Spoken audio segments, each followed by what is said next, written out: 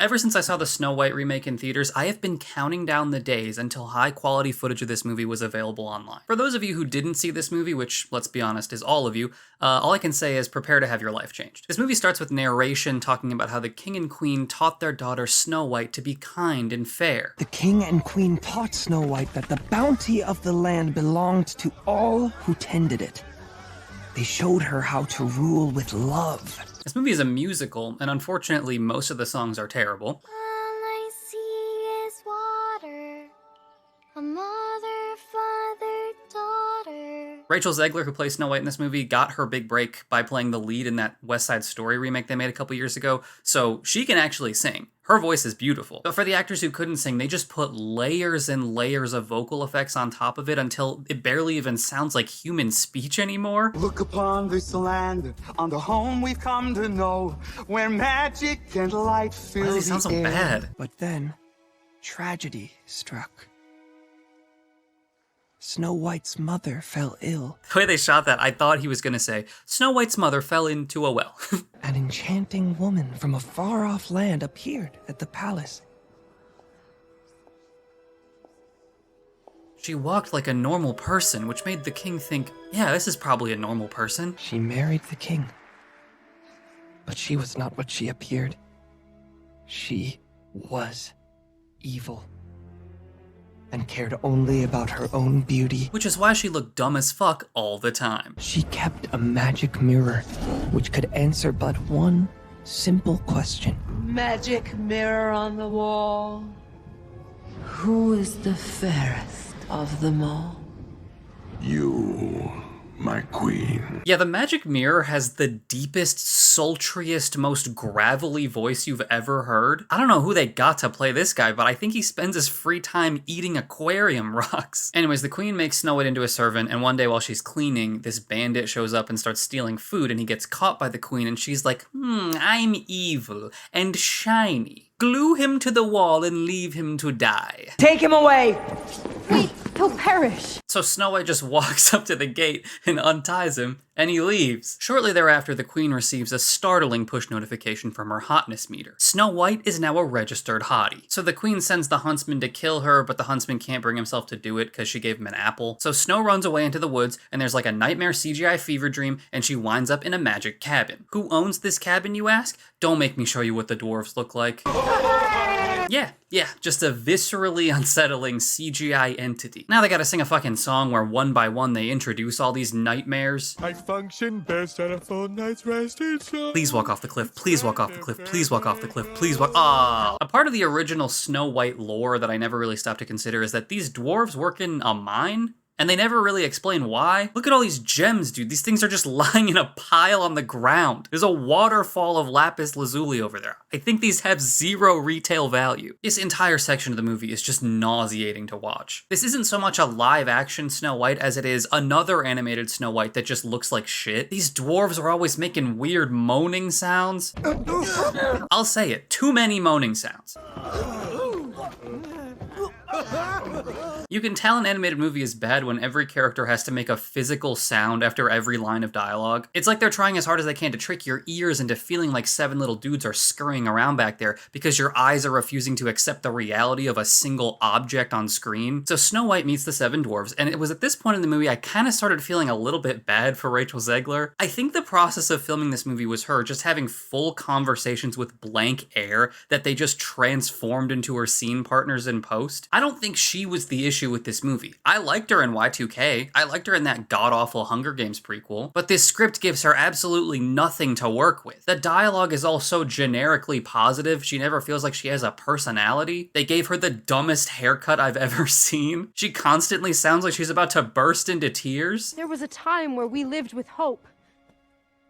Good things were nurtured and allowed to grow. So anyways, the dwarves are all picking on Dopey, who kind of looks like the kid from the Polar Express if he got shot in the face with a shrink ray. They start a food fight, and in the background of this scene, for some reason, someone edited in the sound of a laughing baby. I'm gonna get your long term. I have watched this scene more times than probably any other living human trying to find out what is making this sound, and I fucking give up, dude. This whole scene is just a fucking audio-visual nightmare. He's gonna blow! Okay, but if I'm gonna make fun of a kid's movie this aggressively, I have to give them credit where credit is due. In order to clean up the leavings of this food fight, they sing that song Whistle While You Work from the original Snow White, and for a brief moment, the tone of this movie actually approaches the thing it's trying to imitate. The vibe is fun, they waterboard this dwarf, and Rachel Zegler's voice fits perfectly with this song. Kind of feels like an actual fairy tale for children instead of a try not to gouge your eyes out with a spoon challenge. So Rachel Zegler might be alright in this movie, but you know who's not? Gal Gadot. They gave her a villain song, and I'm just gonna play you a little bit. Perhaps I've been a bit confusing, but I have no need for your advice. In fact, I find it quite amusing, telling me to play nice. Well, nice will only get you nowhere. Nice won't get the doing done. Ambitious girls must be vicious girls. And boy, they had fun. This is gonna be fun. So it's pretty good. God, she's moving so erratically. It sounds like a chandelier whenever she turns her head. All is fair when you wear the crown. To be the queen means you do as you please. See, I was fortunate I saw this in theaters because at this point in the movie, I was able to go to the concession stand and purchase a loaded handgun. Okay, but now Snow White goes out into the woods and runs into the bandit from earlier, and his name is Jonathan, the least fairy tale name in the biz. Oh, I'm so sorry to disappoint. You must have mistaken me for a knight in shining armor. So anyways, then he sings a song about princesses being entitled and naive. And I mean, in real life, I agree, Hereditary Monarchy is incredibly stupid, but for a kid's movie about princesses, it just feels a little bit cynical, he said, having nitpicked a kid's movie for like an hour. So then they meet up with Jonathan's loyal band of mischief makers and immediately get attacked by the queen's guards who are looking for Snow White. So Jonathan's master plan is... Don't shoot! Surrender. Conspicuously gesture with head to tell Snow White to leave. Snow White leaves, and then... Now! Run at them? He doesn't have a weapon, just chop his arms off or something. Who is this guy fighting? This guy's fighting no one. These two guys just ran into each other, I think. Did they forget to cut out eye holes? But Snow White's not just gonna run away. In 2025, come on. Her master plan is to have a bunch of animals hold up a shirt as a distraction. You can control animals and that's the best you came up with? Couldn't you just make a bunch of weasels like gnaw their faces off? I told you I'd fight with you. I guess you meant it. I guess so. But then the one dude who actually brought a crossbow to this fight tries to kill Snow White. Jonathan? No. I think we have a bit of a problem, princess. So that just happened. So they're like, you know who can help here? The dwarves. He's badly injured. You have to help. But they're bandits. What are you gonna do about it? Come here! This is exactly how the queen would want us to behave. Fighting with each other, distrusting each other. This is how she wins. She's poisoned everyone into believing that it's everyone for themselves. If we can give up our meager scraps, we will inherit what was meant for all of us. Hey guys, this is a great speech. I have internal bleeding. Bring him inside. Does he even know about human anatomy? Wouldn't any of you have a better chance of helping him? Yeah, I got the crossbow bolt out, and while I was digging around in there, I found this weird thing. I don't know what the fuck it does, so I just took that out too. Doc, that's his liver. Put that back. It helps me sleep. Thank you. This is peyote. That was... unpleasant. Okay, yeah, he's fine. The exact same scene where their friend just recovered from deadly shoulder wound, literally 1 second later. It's time to dance! Yeah! Read the room, dude.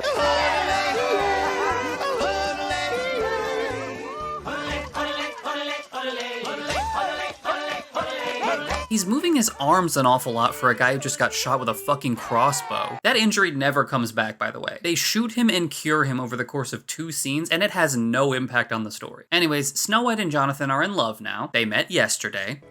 Is that guy looking through a telescope? Oh, that's hot. That's hot. So then Jonathan gets captured and brought to the queen, and she realizes that Snow White is alive, so she's got to cook up that potion. Sweet potion. You must. Okay, very horny about that cup. Okay, so then Snow gets fooled by this terrifying old woman who is making it very clear she is trying to kill her. Like, she's just vehement about Snow White eating this apple. And this isn't setting off any red flags for her. Maybe Jonathan was right about that whole naive thing. So she falls asleep, and then Jonathan rolls up and plants one on her, and she's fine now. Because as the movie very explicitly showed us, the antidote to the potion was true love's kiss. I guess she truly loves Jonathan. She's been unconscious for about 33% of the time they've known each other, but she's fine, and her bravery has inspired Dopey to speak his first words. I don't think I even talked about this yet, but at the beginning of the movie, he can't talk because he's too scared. We're not afraid. Dopey. Oh. Not anymore. Oh, wow. Oh, wow. So they decide they're gonna go overthrow the queen, but all I can focus on is how bad I want to palm Dopey's head like a basketball. It's just the right size, and I bet it would feel really good. I bet he would make a satisfying sound when you dribbled him. Snow leads this big crowd of people to the queen's palace, and instead of dropping whatever the magical equivalent of napalm is, the queen just kind of lets them overthrow her, and she smashes the magic mirror, and it eats her, I think.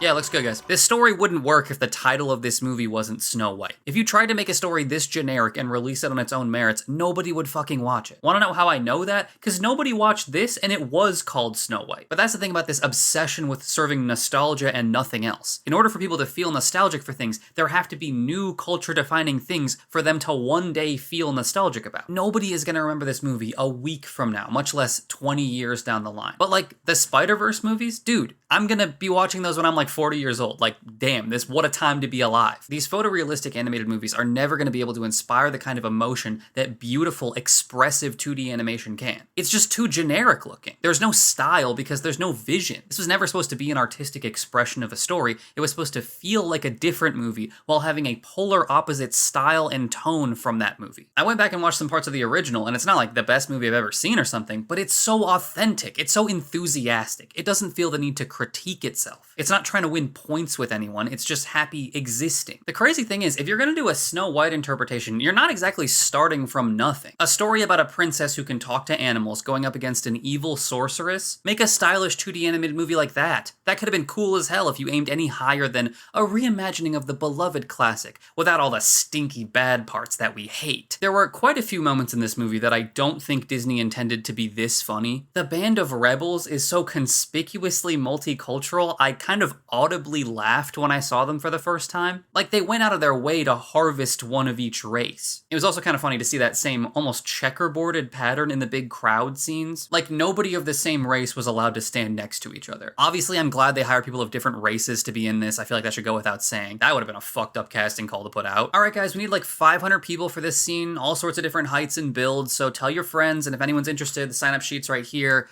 But no black people? This movie was such a controversy magnet, and now that I've seen it, for what? It's so generic, I can't imagine it inspiring any kind of emotion in anyone, much less legitimate anger. But this thing got review bombed into oblivion. 1.7 on IMDb? It's not that bad, but it is that bad, says the anti-woke YouTubers. Really? You think it's worse than Snow White: A Deadly Summer? I promise you it's not. They could teach a semester-long college course about the state of political discourse in this country just by examining the controversies surrounding this movie. First, they announced that Snow White would not be white. And to people whose prefrontal cortex hasn't been melted by Twitter addiction, it's like, yeah, of course, this is 2020's Disney. Like, are you surprised? Then Peter Dinklage says, wow, nice going, Disney. So you'll give yourself all these progressive points for casting Snow White, but you're still telling a story that perpetuates harmful stereotypes about dwarves. And it's like, Dinkle, I loved you as the ghost from Destiny 1. But does it actually, though? Because I don't think these animated dwarves who live in a cabin in the woods with a bunch of magic animals and spend their free time enthusiastically contracting black lung are supposed to be humans with dwarfism. I think they're supposed to be like fairy tale creatures. But Disney will not let this stand. Oh, my deepest condolences, says Disney. We would never do anything to offend anyone. You're right. Hiring actors with dwarfism would be deeply offensive, and instead we'll replace them with deeply unsettling CGI monstrosities. Kids love night terrors. Enter Rachel Zegler. She does an interview saying essentially, in this new version of the story, Snow White will have a function beyond just waiting for her prince. The original movie made such an emphasis on the love story, and this one's really not about the love story at all. And all the Snow White purists come pouring out of the woodwork. This is an affront to God, to country, to traditional family values. We need a conservative Snow White remake. No, you fucking morons, we didn't need this story remade at all. Both sides of this controversy are imputing some sort of greater meaning to the original, like either the original wasn't feminist enough, or the original was about timeless truth, and this new one will expose children to the popular but destructive lies of the current moment. And then the movie comes out, and it, one, still features a love story as surface level and underdeveloped as the original, where Snow White falls in love with a guy she literally met yesterday, and two, doesn't say anything, doesn't have any kind of political bent or opinion or even really an overall message, but very much wants to give the impression that it has a lot to say. My issue with this movie isn't the specifics of the movie's message. Truthfully, the message is so generic it doesn't really have specifics. Evil is bad is this movie's message. It's the fact that the people who made this movie thought it needed a message at all. The way old fairy tales worked is that they were confident that the audience would be able to distinguish who is the evil person and who is the protagonist. They didn't really need to hit you over the head with who you should be rooting for. She was evil. They lean into a more mythological tone, and that lets them be confident in the weirdness of the world and the story. Like, both versions of this movie hit you with the magic mirror, but it kind of fits the tone of the old one. In the new one, all I could think about the entire time was, why did you buy this mirror? The only function of this shitty mirror is to tell you if there's anyone hotter than you currently alive. And the queen's motive is just, she likes being evil and really cares if she's the hottest. A purely evil villain fits a lot better in a more confident mythological story, and that confidence is only bolstered by the medium of animation, which lets you create a world with the right texture for that weirdness. Insisting on a live-action interpretation of a fairy tale means you're doing an impression of a tone that you can never achieve. On top of that, I'd hesitate to even call this a live-action movie. So much of it is just the most generic, flat CGI that is sometimes laughable and sometimes horrifying. Animation keeps getting asymptotically closer and closer to reality, but the closer you get, the more noticeable the unreality is. So Disney just keeps pumping more and more money into hyper-realistic animation, and it just keeps looking like shit. You're telling me they spent $270 million on this? Then how come it looks like that? So you sit through this whole movie and you're like, how the fuck did someone feel okay with releasing something this generic and empty? And then the credits roll and it says made by the guy who did The Amazing Spider-Man 2, and you go, ah, yep, that makes sense.